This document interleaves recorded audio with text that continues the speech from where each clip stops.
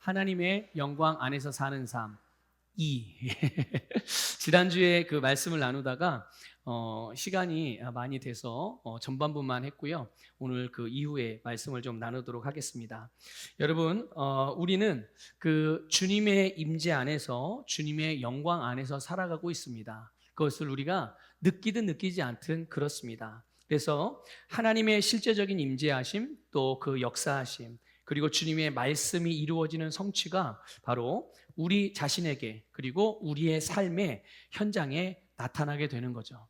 여러분, 예수 그리스도를 믿는 그리스도인들은 누구든지 이 놀라운 하나님의 임재와 영광을 경험하면서 살아갈 수가 있습니다. 다른 말로 말하면 모든 그리스도인들은 자신의 삶에서 하나님의 말씀이 이루어지는 것들을 경험하게 된다는 말이죠. 여러분, 이것이 오늘 저와 여러분의 축복인 줄 믿습니다. 하나님이 우리에게 주신 특권이자 축복인 것이죠. 그래서 그런데 많은 그리스도인들이 그 예수 그리스도를 믿고 거듭나서 하나님의 자녀로서 살아가고 있지만 그 영광을 누리고 살아가는 사람들보다 그렇지 못한 사람들이 더 많아요. 굉장히 안타까운 거죠. 특별히 오늘 예배드리시는 우리 모든 성도님들이 주님의 영광을 삶에서 경험하게 되기를 주님의 이름으로 축복합니다. 어떻게 그 하나님의 말씀이 우리의 삶에서 이루어지는 것들을 보고 경험하고 그 영광의 임재가 나타날 수가 있겠는가? 지난주에 우리가 그 방법 중에 하나가 바로 돌을 옮겨 놓을 때 하나님의 영광을 경험할 수 있다라고 말씀을 드렸어요. 또 오늘 이제 두 번째부터 나누도록 하겠습니다. 오늘 두 번째는요, 바로 내가 믿으면 하나님의 영광을 보리라라고 주님께서 말씀하셨어요.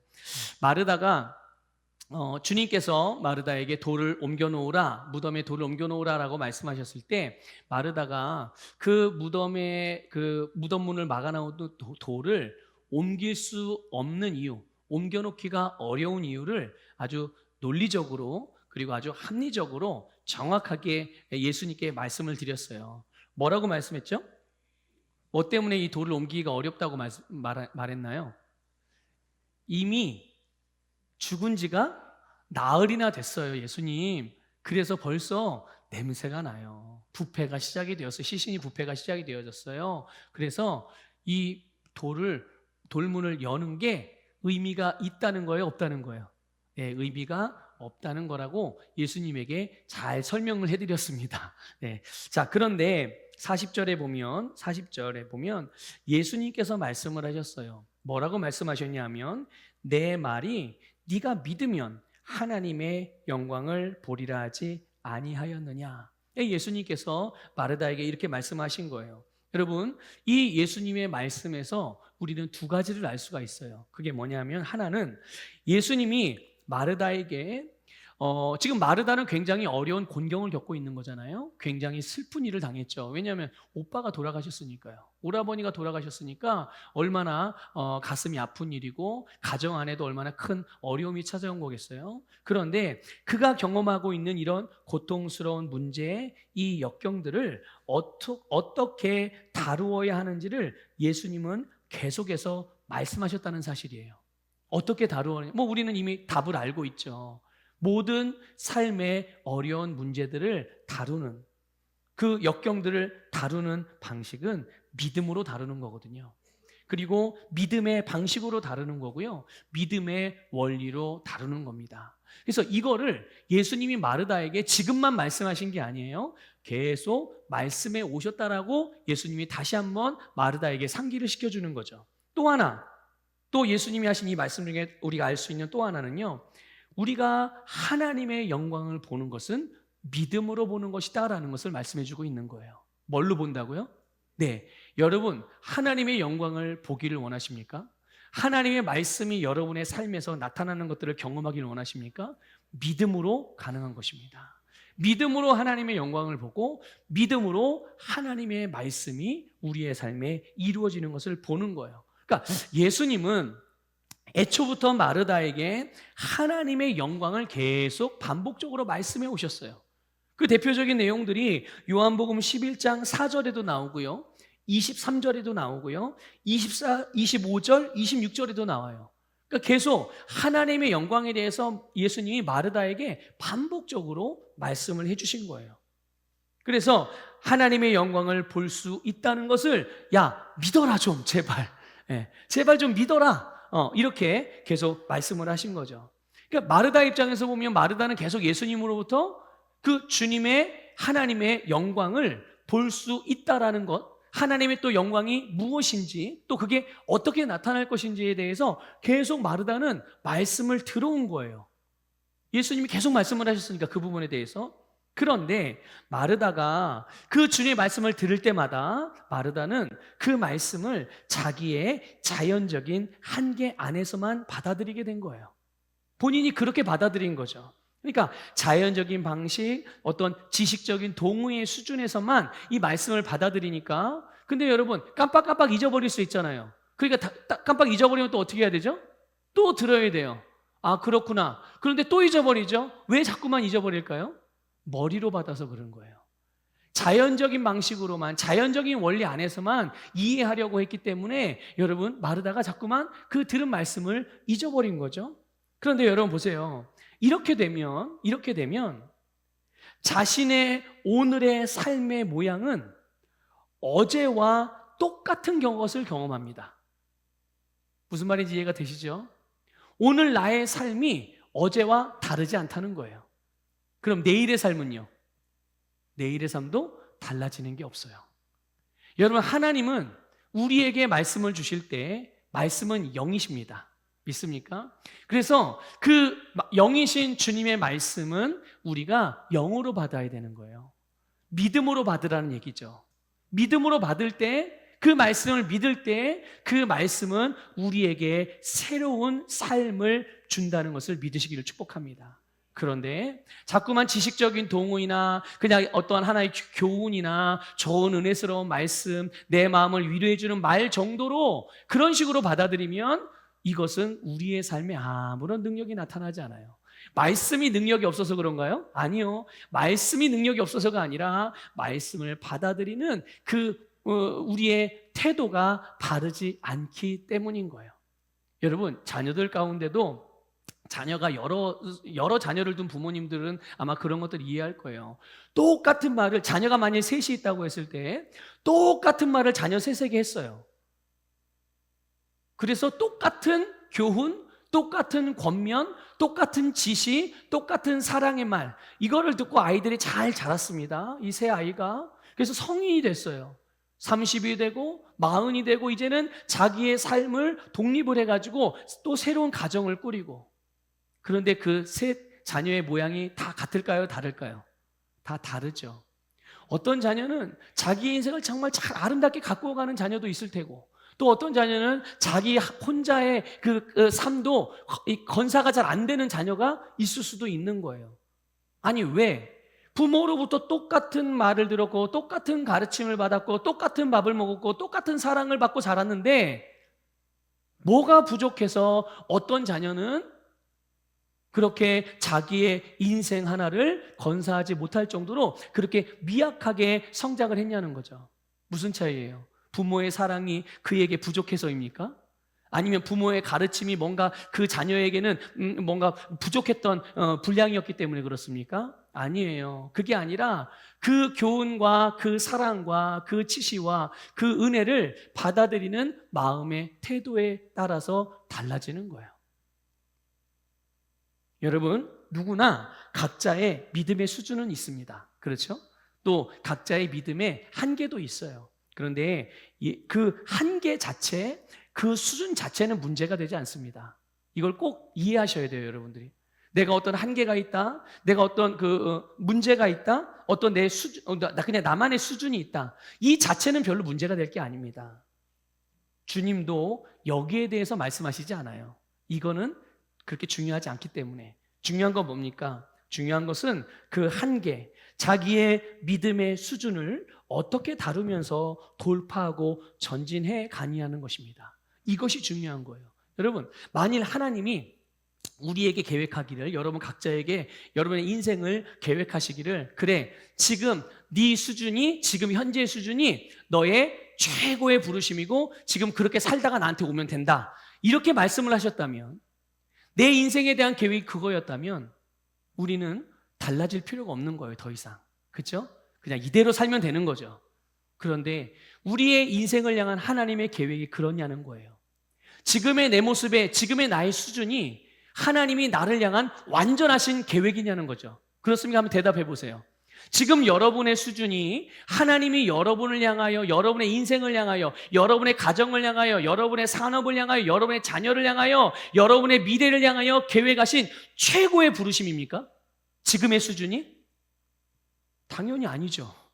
당연히 아니에요. 그래서 우리는 지금의 수준에 머물러 있는 것이 아니라 지금의 수준과 한계를 어떻게 다루어서 이것들을 돌파하고 이것들을 뚫고 전진하며 어떻게 발전적인 모습으로 나아가 하나님께서 우리를 향한 최고의 부르심에까지 자라가느냐는 거예요.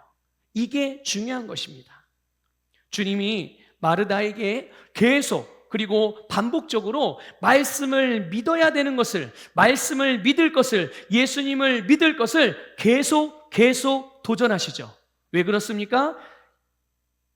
마르다가 자기의 수준과 한계를 넘어서게 하시기 위해서인 거예요. 왜 그래요? 그 너머에 누릴 수 있는 예비된 축복과 아름다운 영광이 있기 때문인 줄 믿습니다.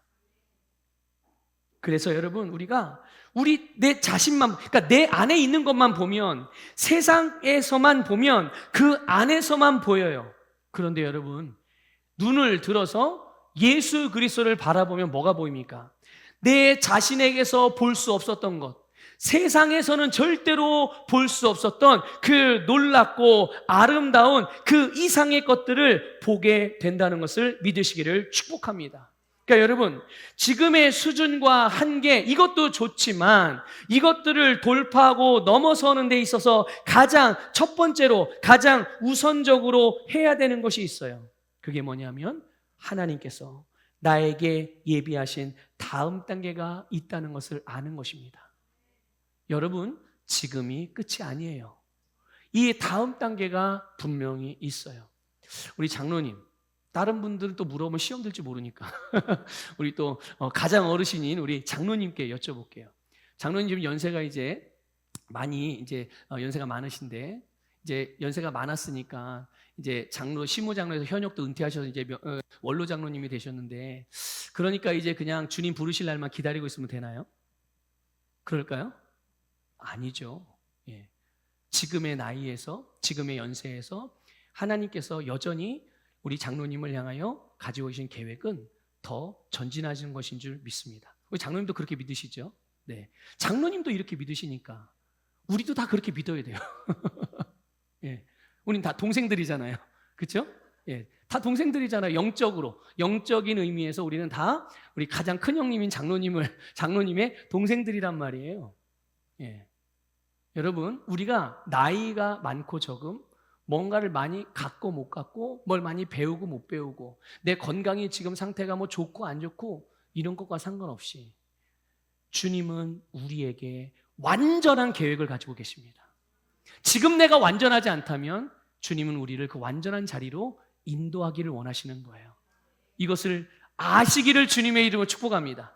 그리고 이것을 알았다면 이제 주님 앞에 여러분의 마음을 열어놓으십시오.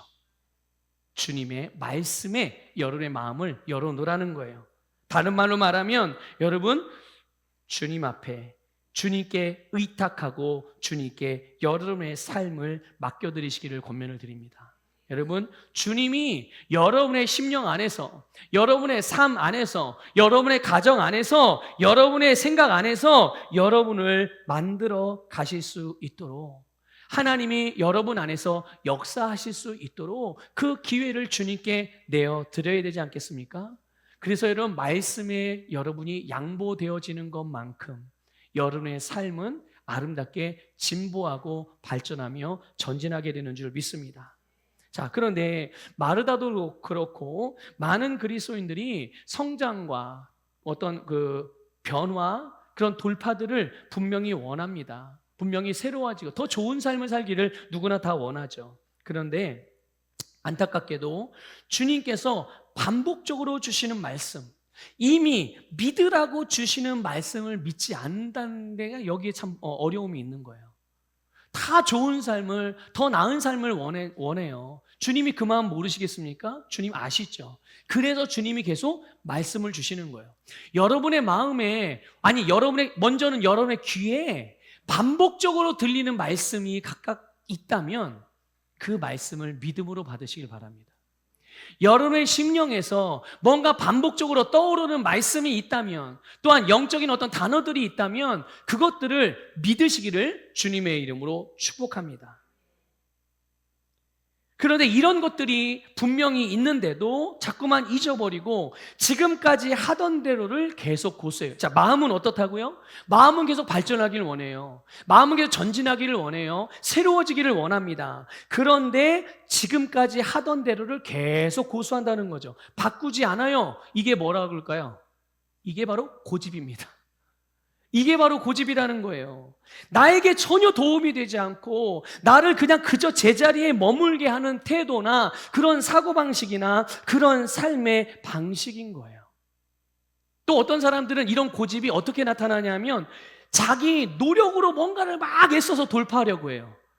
그러면서 주님께 그러죠. 본인 생각도 그러고, 아니 나 이렇게 열심히 했는데요 주님.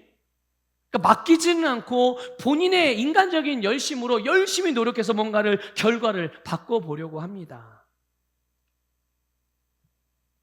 여러분, 나는 계속 이전 것을 고수하고 나는 계속 이전 것에 머물러 있으면서 어떻게 기적적으로 하나님이 나를 바꿔주기를 기대하는 이런 안타까운 일들이 일어나는 거예요. 나는 계속 이전의 상태에 머물러 있어요. 생각을 자꾸만 거기다 둬요. 그리고 어제 살았던 방식을 오늘도 또 똑같이 살아요. 그러면서 하나님 앞에 기다리는 거죠. 기도하면서 주님, 나에게 기적을 베풀어 주셔서 나를 이렇게 변화시켜 주시옵소서. 그런데 이런 부분들이 바로 하나님에 대하여나 또는 영적인 원리를 모르기 때문에 발생하는 문제인 거예요.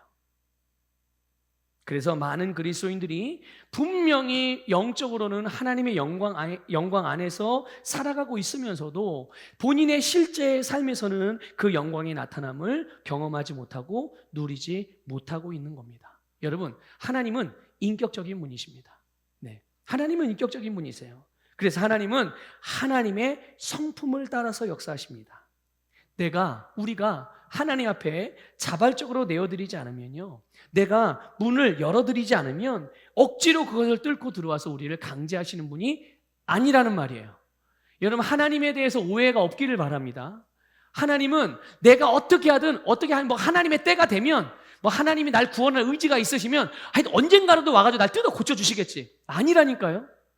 속으시면 안 돼요, 여러분. 그래도 목사님, 어떤 사람을 간증을 들어보니까 그런 사람도 있던데요? 그렇게 고생하고 싶으세요? 그러세요, 여러분? 그렇게 악질적으로 하나님 앞에 반항하고 싶으세요? 아니, 그런 분들 간증을 들어보세요. 어떻게 하다 그런 일이 벌어졌는지, 인생에 얼마나 큰 위기가 왔었을 때 그런 변화가 있었는지, 그런 일을 당하고 싶으시냐고요. 예? 그리고 그런 일을 설사 당한들 그 사람처럼 여러분 돌아온다는 보장이 있으세요? 그런 일들은, 하나님은 모든 일을 다 하실 수 있는 분이죠. 그런 일들은 아주 예외적인 일이에요. 하나님의 원리 안에서 아주 예외적인 일들인데 1000명, 10,000명 중에 한 번 일어나는 일을 마치 하나님이 그렇게 늘 역사하시는 것처럼 오해하시면 안 돼요. 주님은 우리에게 당신이 어떻게 역사하시는지를 말씀을 통해서 우리에게 원리를 알려주셨어요. 그래서 하나님의 영적인 원리를 따라 우리가 그 바른 반응과 바른 태도를 가지고 신앙생활할 때 우리에게 주님의 말씀이 그대로 이루어지게 된다는 것을 믿으시기를 주님의 이름으로 축복합니다. 그래서 여러분, 우리는 잘못된 기대를 하나님께 하지 마세요. 그리고 이루어질 수 없는 일들을 바라지 말고 주님께서 우리에게 가르쳐 주신 말씀을 따라, 하나님 나라의 방식을 따라, 영적인 원리를 따라 살아가는 지혜로운 성도 되시기를 주님의 이름으로 축복합니다. 여러분, 주님은 우리에게 믿음을 따라서 역사하십니다. 그러므로 누구든지 믿음으로 하나님의 영광을 경험하고 누릴 수가 있어요. 여러분, 다시 한번 강조해서 여러분의 생각을 환기시켜 드릴게요. 여러분의 영적인 위치는, 여러분이 지금 살아가고 있는 삶의 자리는 바로 하나님의 영광 안에 있습니다. 여러분이 지금 이미 하나님의 영광 안에 살아가고 있는 거예요. 그러므로 믿음으로 그 영광이 여러분의 삶에 나타나게 하시기를 바랍니다. 시작도 믿음으로 하시고 결과까지도, 하나님의 영광까지도 믿음으로 경험하는 복된 성도 되시기를 주님의 이름으로 축복합니다. 자, 세 번째, 우리가 어떻게 하나님의 그 임재와 그 풍성한 영광을 우리의 삶에서 누리고 나타낼 수가 있는가, 경험할 수가 있는가? 여러분, 본문 41절과 42절을 보면 예수님께서 하나님께 기도하신 내용이에요. 하나님께서 예수님이 기도하실 때 소리내어 기도하셨습니다. 묵상으로 기도한 게 아니에요. 이건 침묵으로 기도한 게 아니시고 누구나 다 들을 정도로 큰 소리로 그렇게 하나님께 기도하신 내용이에요. 그런데 그 내용을 보면 한번 볼게요. 이 내용 뭐라고 기도하셨는지. 자, 41절 42절 있습니다. 시작. 돌을 옮겨 놓으니 예수께서 눈을 들어 우러러보시고 이르시되 아버지여, 내 말을 들으신 것을 감사하나이다. 항상 내 말을 들으시는 줄 내가 알았나이다. 그러나 이 말씀하옵는 것은 둘러선 무리를 위함이니 곧 아버지께서 나를 보내신 것을 그들로 믿게 하려 함이니이다. 아멘. 요 내용을, 예수님이 기도하신 요 내용을 가만히 보게 되면요, 예수님이 바라보시는 하나님의 영광이에요, 이게. 그리고 예수님이 믿고 있는 바입니다. 예수님의 믿음의 내용, 예수님이 지금 보고 계신, 주목하고 계신 하나님의 영광이 지금 이 41절과 42절의 내용들이에요. 어떻게 고백하십니까? 항상 응답하시는 하나님께 감사를 드리죠. 그렇죠? 예수님이 구하시는 것은 하나님이 다 어떻게 하신다고요? 다 들어주신대요. 믿습니까, 여러분? 또 하나님의 응답과 그 실제 삶에서 결과가 나타남을 통하여 하나님의 영광이 어디에 나타나기를 원하는 거예요? 다른 사람들에게. 그래서 그들이 그 영광을 보고 어떻게 되기를 원하시는 겁니까? 뭘 바라보고 계세요? 그들이 주님을 믿게 되는 결과까지도 보고 계신 거예요. 이게 예수님의 믿는 바예요. 예수님이 이렇게 이제 기도를 하셨단 말이죠. 이렇게 기도하시고 나서 예수님이 자, 이제 어떻게 되나 보자. 하나님께서 응답하시나 안 하시나 좀 기다려보자고 기다렸나요? 어땠어요? 어떻게 하셨죠? 하나님께는 분명히 그렇게 기도를 했어요. 그리고 나서 이제는 지금 예수님이 직면하고 있는 문제가 있죠. 해결해야 되는 지금 문제가 있는 거예요. 그게 뭡니까? 죽은 나사로를 살려내야 되는 거예요. 지금 마르다와 마리아에게 있는 이 슬픔과 아픔과 고통의 문제를 이제 해결해 주셔야 될 문제가 지금 예수님 앞에 있는 거죠. 그래서 예수님이요, 자신의 삶의 그 현장에서 예수님이 믿는 바대로 행하십니다. 어떻게 해요?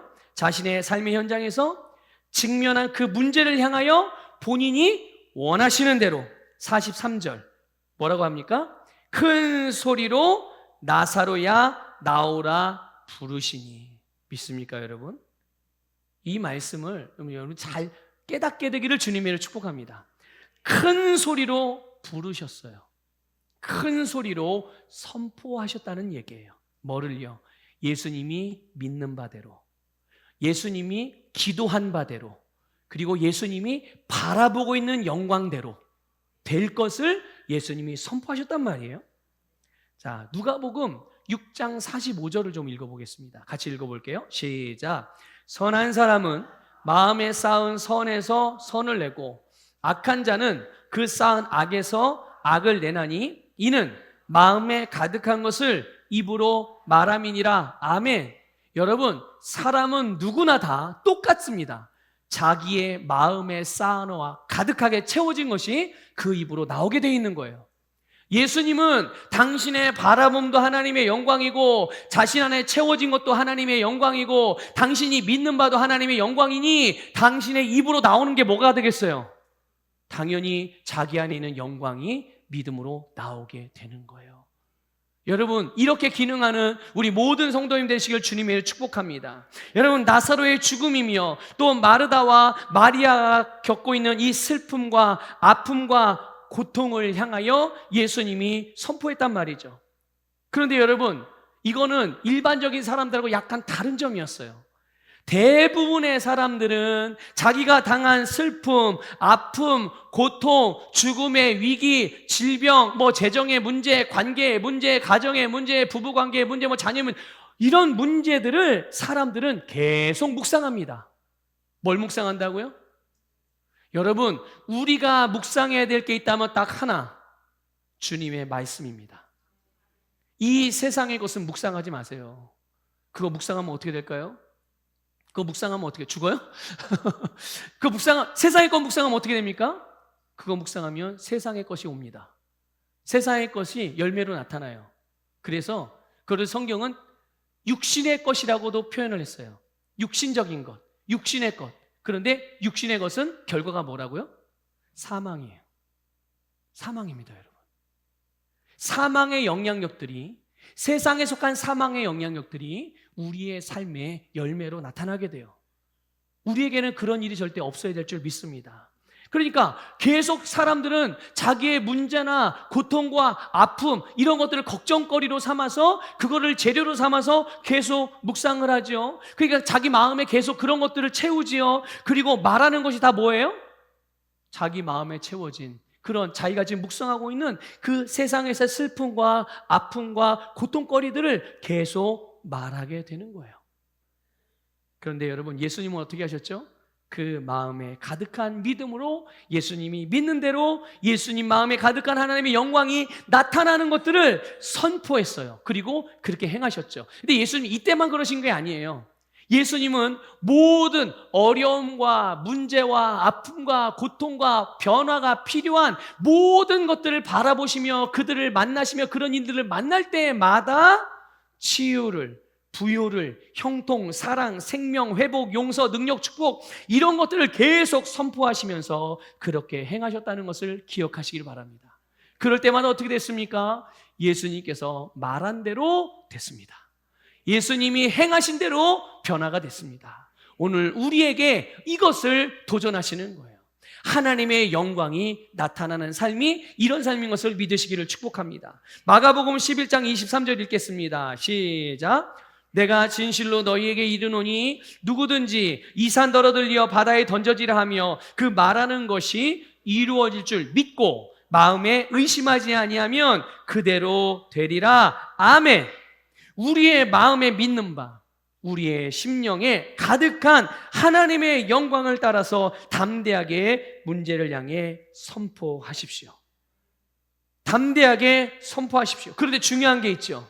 그게 뭐냐 하면 바라보는 영광이 있어야 선포할 내용도 있죠. 그렇죠? 생각해 보세요. 아, 그래, 맞아. 말씀에서 예수님이 선포하라고, 예수님이 선포하니 나도 선포해야지. 목사님들 설교 말씀에 선포하라고 그랬어. 막상 선포하려고 했는데 선포할 내용이 없네. 뭐라고 선포해야 되지? 바라보는 게 있으셔야죠. 말씀을 통해서 보는 영광이 있으셔야죠. 그래서 여러분, 질병을 바라볼 때, 아이고, 아파서 어떡해. 아이고, 이거 너무 아파서 어떡하겠어. 사고 났네. 아이고, 다리가 다쳤네. 아이고, 어떡하나. 아이고, 하나님이 치유해 주셔야 될 텐데. 그러고 나서 계속 질병과 아픔을 묵상합니다. 질병과 아픔을 계속 말합니다. 어떡하냐고 계속 말합니다.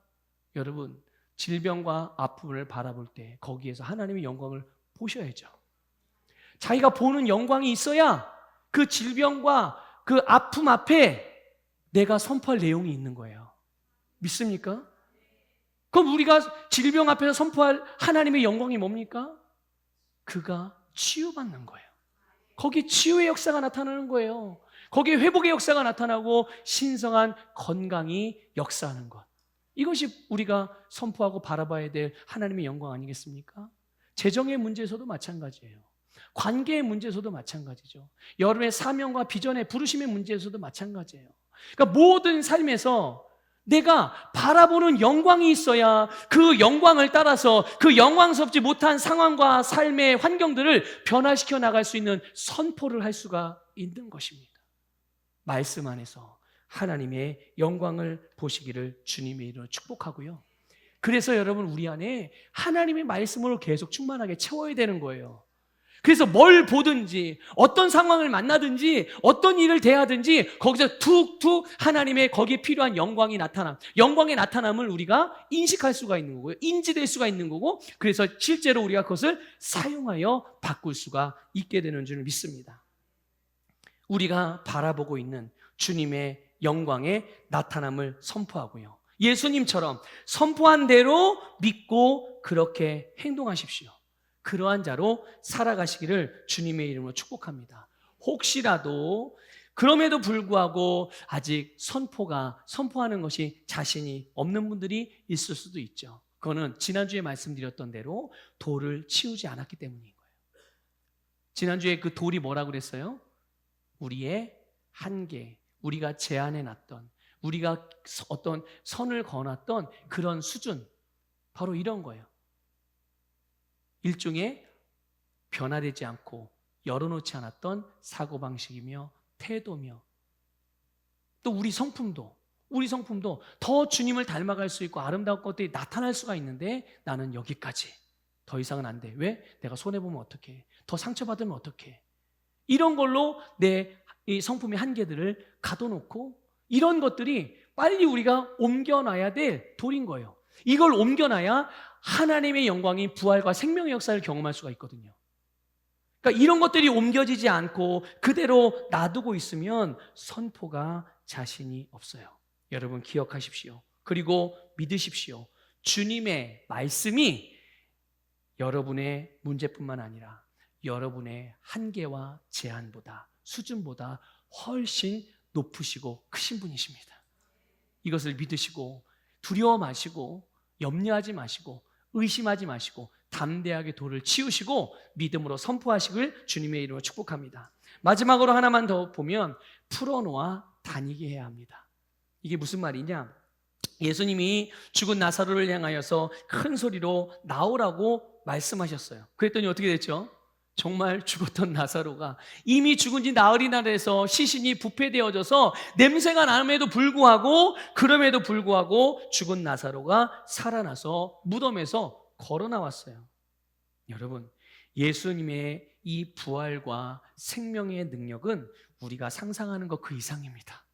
우리가 예측할 수가 없어요. 이 주님의 능력과 역사하심은 어떤 영역에서든 어떤 상황에서든 모든 것을 말씀을 따라서 가능하게 하며 또 말씀대로 결과를 내는 능력이 예수님의 부활과 생명의 능력인 것입니다. 오늘 주님이 우리 안에 계신, 저와 여러분 안에 우리와 함께 살고 계신 예수님이 그런 능력으로 우리에게 역사하고 계신 거예요.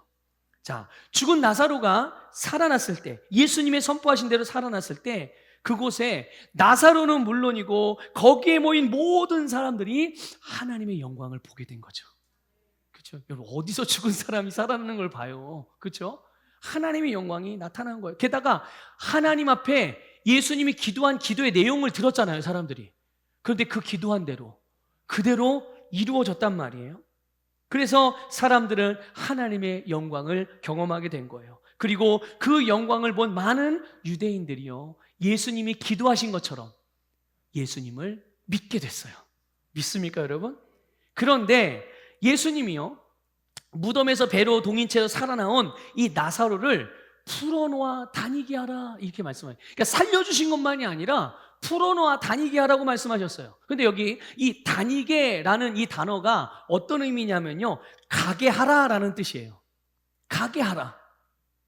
여러분, 어디로 가라는 거예요? 이제 막 죽었다가 살아난 나사로, 배로 꽁꽁 이렇게 묶여있는 이 상태에서 이걸 다 빨리 붕대들을 풀어서 빨리 가게 하라, 이렇게 지금 예수님이 말씀하신 거죠. 어디로 가라는 거예요? 그의 삶의 자리로 가라는 거예요. 주님이 그에게 주신 그의 세상으로 가라고 지금 말씀하시는 거죠. 자기의 마을로, 자기의 집으로, 자기의 연결된 다른 사람들과의 관계 속으로 가라, 이렇게 말씀을 하셨어요. 정말 사람들이 이제 이 살아난 나사로를 묶었던 배를 다 풀어 제치고 정말 가게 했어요. 그래서 나사로가 정말 자기의 삶의 자리로 돌아갔습니다. 그런데 그가 돌아갔을 때 놀라운 일들이 일어났죠. 예수님이 바라보신 대로, 예수님이 이 나사로에게, 죽은 무덤에 묻혀있는 나사로에게 나사로야 나오라라고 선포하기 전에 하나님께 기도했잖아요. 하나님 기도하셨는데 그 기도하신 대로의 열매가 나타났어요. 또 역시 마찬가지로 우리 요한복음 12장 11절을 읽어보겠습니다.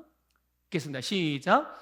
나사로 때문에 많은 유대인이 가서 예수를 믿음이러라. 아멘. 보세요. 나사로가 예수님의 말씀을 따라서 나사로를 가게 하라. 그래서 나사로가 자기 집에도 가고 또 자기의 일터도 가고 자기가 섬기던 교회, 즉 우리식으로 말하면 교회지만 그다음에 회당으로 가고 성전으로 가고 자기가 만났던 사람들을, 관계했던 사람들, 그들과 만나고, 그런데 거기에서 나사로 때문에 많은 유대인이 예수를 믿었다라고 말씀하고 있습니다. 여러분, 죽음에서 살아난 나사로, 하나님의 영광이 임하고 그것을 경험하고 말씀이 그에게서 이루어지는 그 간증거리가 있는 이 나사로, 그 인생 자체가 하나님의 영광의 임재의 증거가 됐음을 깨달으시기를 축복합니다. 그러니까 나사로는 하나님의 영광의 나타남이 된 거죠. 여러분 한번 여쭤볼게요. 여러분, 하나님께서 여러분에게 말씀하신 대로 그 말씀이 이루어진 것을 단 한 번이라도, 기도응답도 마찬가지죠. 그것을 한 번이라도 경험해 보신 분 손 들어보세요. 나는 기도했을 때 나는 최소한 한 번 이상은 응답받아 봤다, 이루어져 봤다. 손 들어보세요 빨리. 한 분도 없으시네. 다. 야, 너희들은 응답받은 적이 없냐? 하나님이 역사하시는 대로 이렇게 모르는 친구들도 있어요. 자, 보세요. 지난번에 하나님의 영광을 여러 가지로 표현할 수 있겠지만, 지난주에 하나님의 영광을 뭐라고 말씀드렸죠? 뭘 보고 하나님의 영광이라고 표현한다고요? 말씀이 그대로 이루어져서 주님의 뜻이, 주님의 일하심이 우리의 삶에서 그대로 나타내고 당신을 드러내시는 여러 가지 모습들, 그렇죠? 그 증거들이 바로 하나님의 영광이에요. 그러면 우리는 그 영광을 경험하지 못한 사람들이 아무도 없는 거예요. 여러분 가운데는. 이해가 되세요? 아니, 너무 많아서 말씀드리기가 어려웠어요? 그렇죠. 우리 권사님의 고백이 정상적인 겁니다. 워낙 많아서 손발해봐야 다 꼽을 수가 없어요. 예. 그러니까 여러분, 목사님, 저는 하나님의 영광을 경험해보고 싶습니다, 이렇게 말할 필요가 없다니까요. 이미 우리는 그 영광을 경험하고 살아가고 있어요. 여러분, 감사할 줄 아셔야 돼요. 그래서 감사하셔야 하는 거예요. 내게 주신 하나님의 은혜가 이렇게 큰데, 이미 받은 은혜도 큰데 그런 은혜에 감사하지 못하고 그걸 기뻐하지 못하고, 왜 하나님 내 인생은 왜 이 모양 이 꼴이에요, 나에게도 하나님의 영광을 더하여 주세요, 이런 태도로 가시면 안 된다는 거예요. 우리는 하나님의 영광을 지금까지도 경험했지만 나는 더 높은 부르심을 향하여, 주님의 나에 대해 최고의 부르심을 향하여 오늘도 나는 한 걸음 더 하나님께 나아갑니다. 그 부르심이 한 걸음 더 가까이 가기 위하여 오늘도 나는 주님의 영광의 임재 안에서 주님과 같이 변화되어 가기를 원합니다. 우리는 이렇게 주님 앞에 나아가야 될 줄 믿습니다. 그래서 여러분, 바로 저와 여러분 안에 가지고 있는 이 하나님의 임재의 증거들이 있단 말이죠. 이 간증거리들이 있단 말이에요. 그래서 우리는 하나님의 임재, 하나님의 영광의 나타남들인 줄 믿으시기를 축복합니다. 그래서 우리가 우리의 삶의 자리에서 이 하나님께서 나에게 실제적으로 역사하신 이 아름다운 놀라운 일들을 말하고, 그런 일들을 경험한 그런 일들을 경험한 자로서 그렇게 삶을 살아갈 때, 여러분 생각해 보세요. 하나님의 영광을 경험하고 내가 기도하는 것마다 응답이 되어지고 지금 살아계신 하나님이 나와 함께 살아가시는 것을 믿어요. 나 이러고 살아요? 아휴, 오늘도 하루가 시작됐어. 아유, 어떻게 또 사람들을 만나지? 오늘 그냥 집에 쉬고 싶은데, 이러고 살겠습니까? 이런 하나님의 영광을 경험하는데 막 우울증에 빠져가지고, 내 인생은 원래 그런 거야, 빨리 죽었으면 좋겠어, 주님이 나 좀 데려갔으면 좋겠어, 빨리. 하나님의 영광을 경험하는 사람들의 삶의 자세는 이렇지 않다니까요. 하나님의 영광 안에 살아가는 사람들이 도끼 눈을 뜨고서 상대방을 보면서, 남편을 보면서, 아내를 보면서 막 소리를 지르고 눈을 흘기고 그렇게 살아가겠습니까? 자녀들을 보면서 막 소리를 고래고래 지르면서 막 승질내고, 부모가, 자녀들은 또 부모를 향해서 왜 엄마가 나를 누가 낳아달라고 그랬냐고 막 이딴 소리나 하면서 그렇게 반항하고, 이거는 하나님의 영광 안에 살아가는 사람들의 삶의 모습이 아니라는 말이죠. 여러분, 우리는 하나님의 영광 안에서 살아가고 있으니 거기에 걸맞는 모습으로 영광스러운 삶을 나타내시기를 주님의 이름으로 축복합니다. 그래서 나사로처럼 그 하나님의 영광의 증거를 가지고 있는 나사로가 가는 곳들마다 그를 보면서 많은 사람들이 예수님이 기도하신 것처럼 예수님이 바라봤던 영광의 최종적인 목표, 모든 사람들이 예수님을 믿게 되어지는, 구원받고 하나님의 자녀가 되어져서 하나님의 그 충만한 복을, 넘치는 복을 다 누리게 되어지는 이런 영광스러운 일들이 나타나는 저와 여러분의 삶이 그런 삶이 되기를 주님의 이름으로 축복합니다. 우리 사도행전 1장 8절 읽어보겠습니다. 시작. 오직 성령이 너희에게 임하시면 너희가 권능을 받고 예루살렘과 온 유대와 사마리아와 땅끝까지 이르러 내 증인이 되리라 하시니라. 아멘. 여러분, 골로새서 1장 27절도 읽어볼게요. 시작. 하나님이 그들로 하여금 이 비밀의 영광이 이방인 가운데 얼마나 풍성한지를 알게 하려 하심이라. 이 비밀은 너희 안에 계신 그리스도시니 곧 영광의 소망이니라. 아멘. 여러분, 우리 안에 성령님이 거하십니다. 우리는 주의 영광 안에서 살아가고 있습니다. 오늘 여러분의 세상에서 여러분은 주님의 영광의 증인이라는 것을 믿으시기를 축복합니다. 그래서 여러분, 그분의 나타나심이 여러분을 통해서 나타난다는 것을 깨달으세요. 성령님이 어느 날 갑자기 사람을 짠 하고 나타나가지고 내가 성령이다 이렇게 나타나는 게 아니라니까요. 주를 믿고 성령 충만 받은 그리스도인들과 교회를 통하여 세상 사람들이 하나님의 영광을 보게 되는 거예요. 그 영광이 우리의 표정으로 나타나고, 우리의 눈빛으로 나타나고, 우리의 손길로 나타나고, 우리의 발걸음으로 나타나고, 내가 추구하는 목적과 방향과 사고방식과 삶의 방식들을 통하여 나타나게 되는 거거든요. 여러분 안에 계신 그리스도, 여러분 안에 거하시는 성령님, 이것을 믿고 인식하면서 말하고 행동하고 살아가시길 바랍니다. 여러분의 세상으로 가십시오. 여러분의 세상에서 하나님의 영광으로 기능하시기를 주님의 이름으로 축복합니다.